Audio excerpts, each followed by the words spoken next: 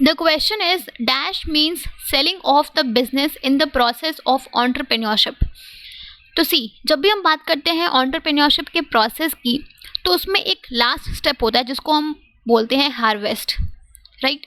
Harvest का मतलब होता है to sell off, to sell off. तो ये जो आपका स्टेप होता है हार्वेस्ट वाला, ये स्टेप एक ऑप्शनल स्टेप होता है, ये कोई कंपल्सरी या फिर कोई मैंडेटरी स्टेप नहीं, ये एक ऑप्शनल स्टेप है एंटरप्रेन्योर के लिए।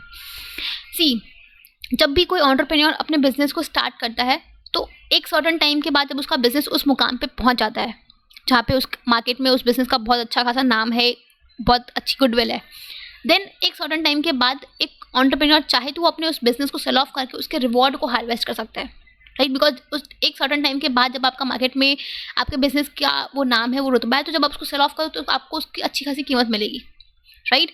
तो ये जो स्टेप होता है हार्वेस्ट का, इस स्टेप में जो एंटरप्रेन्योर है वो अपने बिजनेस को स्टैब्लिश करने के बाद उसको सेल ऑफ कर देता है और उसका जो भी रिवॉर्ड मिलता है उसको हम हार्वेस्ट बोलते हैं, राइट।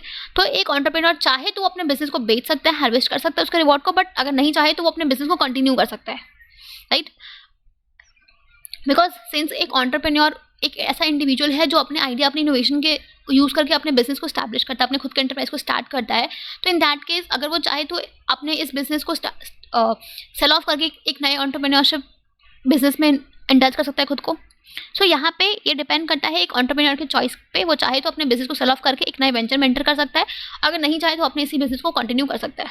तो ये जो स्टेप होता है हार्वेस्ट का मतलब होता है to sell off the business, और जो भी रिवॉर्ड है उसको यूज़ करना, that is the meaning of harvest, ठीक है। सो यहाँ पे जिस स्टेप की बात की जा रही है वो है आपका harvest. Harvest means selling of the business and harvesting the reward, ठीक है। Many entrepreneurs sell their existing business and start the new ventures, ठीक है, if they wish to do so, ठीक है। तो यहाँ पे इस स्टेप की बात की जा रही है, क्लियर। सो ये आपका आंसर है, ठीक है।